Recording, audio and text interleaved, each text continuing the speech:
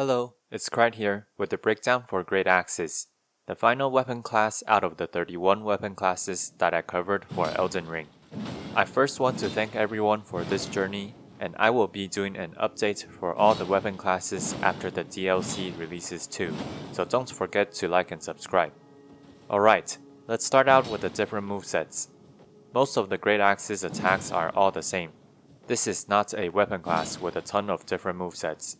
The light attacks, jump attacks, running attacks I've displayed on screen while I was talking is pretty much shared by all the Greataxes.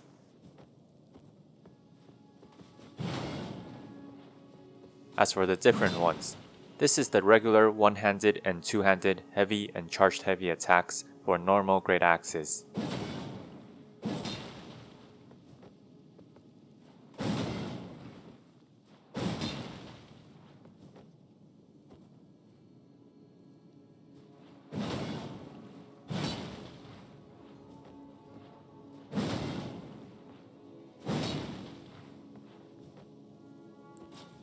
This is the one-handed and two-handed heavy and charged heavy attacks for the Crescent Moon Axe and the Axe of Godrick.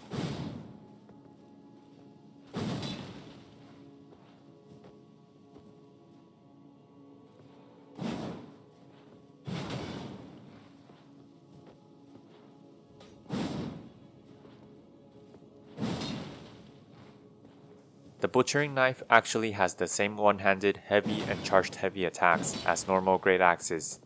However, its two-handed heavy attacks are different.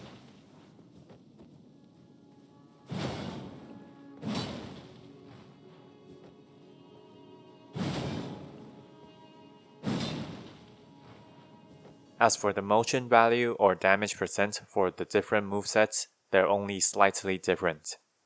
Next, let's take a quick look at the ranges of the Greataxes.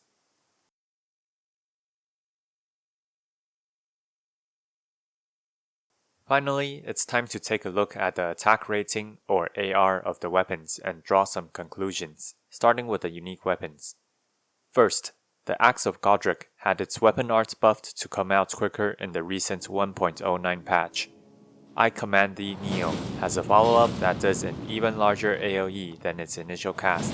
The wide radius actually makes it pretty decent for AoE, especially in PvE.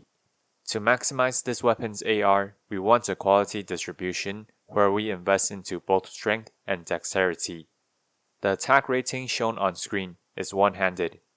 As a side note, regardless of whether you one-hand or two-hand this weapon, the weapon art will always use the one-handed attack rating, like the animation suggests. Next is the Gargoyle's Black Axe. This weapon does not have a unique weapon art, and is the shortest axe.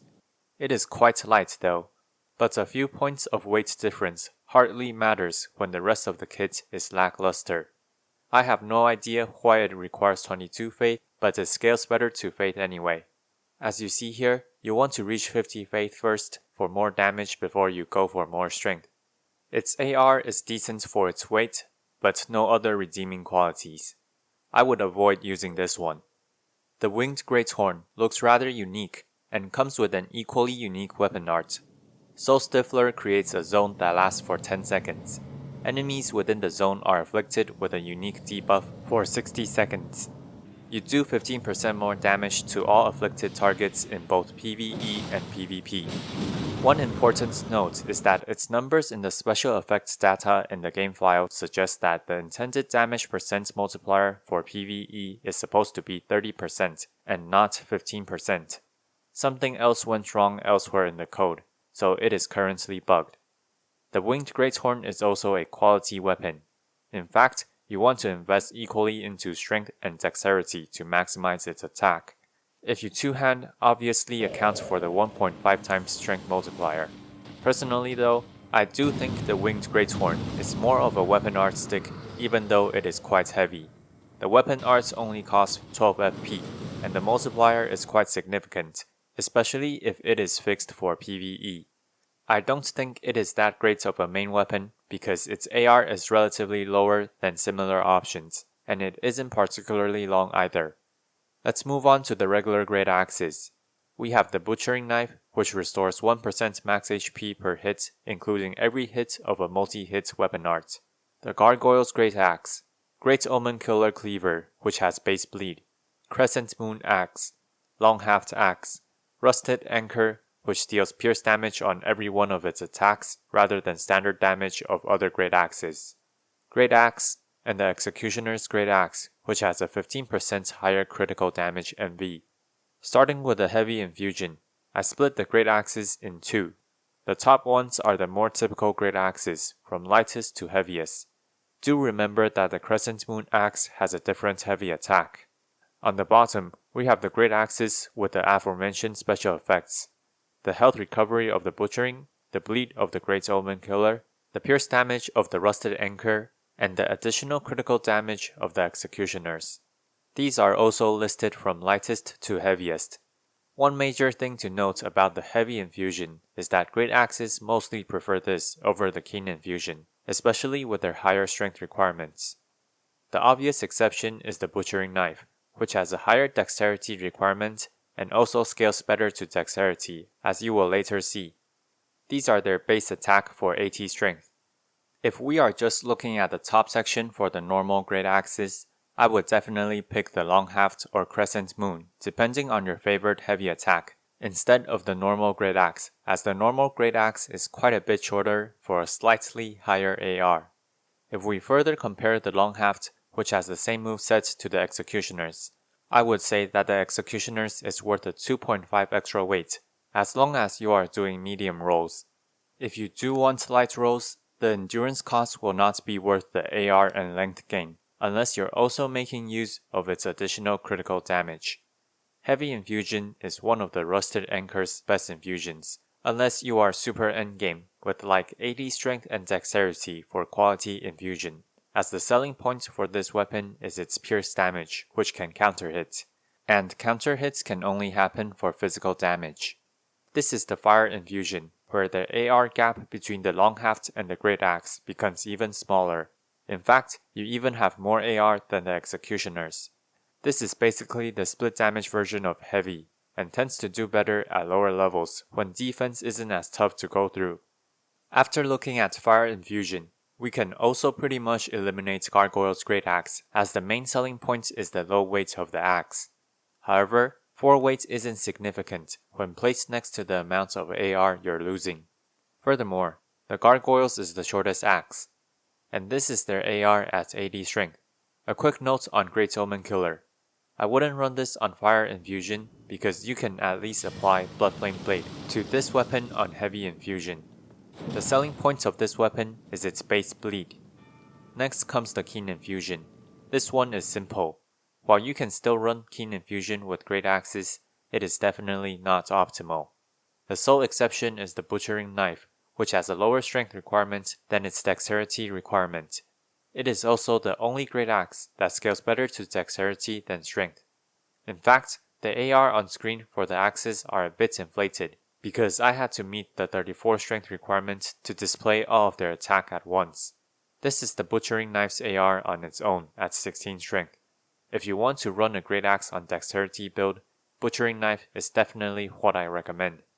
For the other Greataxes, if we scale back some dexterity to match an equal level of investment versus the heavy version which I displayed, these are their lowered AR. And just as a formality, here are their stats at 80 dexterity. Next comes the Lightning Infusion. If you want a Greataxe build that isn't the Butchering Knife for dexterity, especially near meta PvP levels of 125 or 150, Lightning will work better than Keen with better scaling. This is especially true in PvP, when a player's Lightning defense will always be their lowest defense.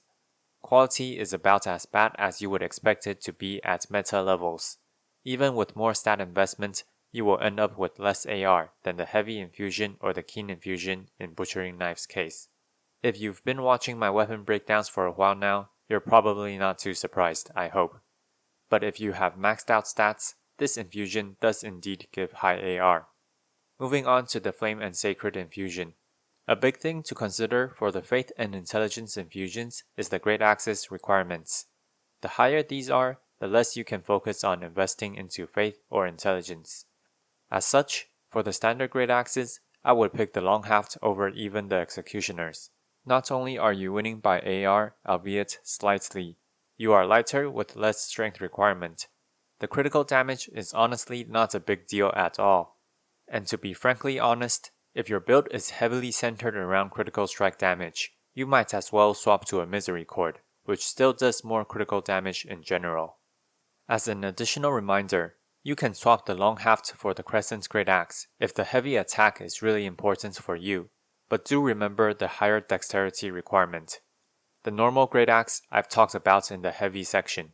It is eliminated for the same reason, and also a higher strength requirement. These are their attacks at 80 faith. And then here is the magic infusion for 50 intelligence, and then 80 intelligence in a second. They follow the exact same rules as the flame and sacred one, so if you do decide to use a Greataxe for a caster build, I would suggest the long haft if you're planning on swinging the Greataxe. Of course, adjust to your own build. For example, maybe you want to run Golden Land for your weapon art, so you choose to run the Butchering Knife instead of the long haft to heal off each individual hit of Golden Land. This is the Cold Infusion. I've written each axe's individual damage maximizing stat spread in green. They read strength, dexterity, and then intelligence from left to right, which should give you a decent sense of how to invest for maximum damage. Comparatively speaking, the long haft's performance is indeed slightly weaker here. You can use the executioners instead, which also has a nicer stat spread than a very specific one. These are the stats for the blood infusion, given each weapon's strength, dexterity, and arcane. As you see here, the long haft and the crescent both underperform a lot. If you're going for blood infusion, I highly suggest going for the executioners, or even the rusted anchor. Remember, when you give the Omen Killer a blood infusion, it overwrites the bleed instead of adding to it. Instead, if you use the poison infusion, you get to keep the bleed. If you want a poison infusion, I definitely suggest the Omen Killer Cleaver, as it can double dip into arcane and retain the bonus bleed. As for Occult infusion at meta level, this infusion doesn't work that well for AR, especially with the strength and dexterity requirements needed. I'm using 34 strength and 20 dexterity to display the AR of the weapons, so it skews the AR to be higher than what you're actually going to run, since strength and dexterity investment still contributes to the AR. The only weapon you're really looking to run this infusion on is the Great Omen Killer Cleaver, because it already has base bleed. So here are the stats for the Omen Killer Cleaver for two different investment levels on Occult. I've also included the Heavy Infusion as a reference, which has an investment level roughly in between the two arcane breakpoints. Let's do a quick summary to wrap things up. The Gargoyle's Black Axe. This is garbage, don't use it. As for the Winged Horn Greataxe and the Axe of Godrick, both of these unique axes use a quality distribution to reach their optimal AR. Even then, their attack isn't that high, so their main selling point is their unique weapon art. Moving on to the regular Greataxes. Let's first start with the Gargoyle's Greataxe and the Greataxe. Why are we starting with them? Because they're trash, so let's quickly throw them out and discuss our actual options. Allow me to first single out the Butchering Knife. If you want a dexterity-oriented build, this is by far the best option. Furthermore, it comes with a passive of regenerating 1% of your max HP per hit. Therefore, it works really well with multi-hit weapon arts. The Long Haft Greataxe and the Crescent Moon Axe behave very similarly across the infusions, and are great starting points to look at when choosing the regular Greataxes. They receive a harder attack deficit for the status infusions, but they're great for your other picks. The Crescent Moon Axe has a tad bit lower attack and range in exchange for its different heavy attack that it shares with the Axe of Godrick. The Executioner's Greataxe basically fills for cold, blood, and poison infusion, and I would say also generally outperforms the Long Haft Greataxe for heavy. The extra critical damage is nice, but you should still expect a Misery Cord to do more critical damage. Furthermore, it is difficult for the majority of the damage you deal to be critical strikes, so just think of it as a bonus if you do integrate critical strikes into your build without wanting to weapon swap. Finally, we have the Rusted Anchor and the Great Omen Killer Cleaver. I only recommend the Rusted Anchor on Heavy or Blood, because these are physical infusions to make use of its pierce damage type for counter hits. As for the Great Omen Killer Cleaver, it actually has an OKAR for Heavy, which allows you to run the Bloodflame Blade incantation. If you want a poison infusion, this is definitely your best choice, as it already comes with base bleed, so you can double dip into its arcane investment. And finally, it has a good occult scaling. If you're not going to buff your weapon, Occult easily outperforms its own heavy infusion. Surprisingly, Greataxe has quite a few possible options with slight differences, so do go back over the video and check the specifics to get your perfect pick. If you want to support my work, please consider buying my fantasy novel or donating to my Patreon down below. With the book purchase, you can also request a topic from me. Krite, signing out.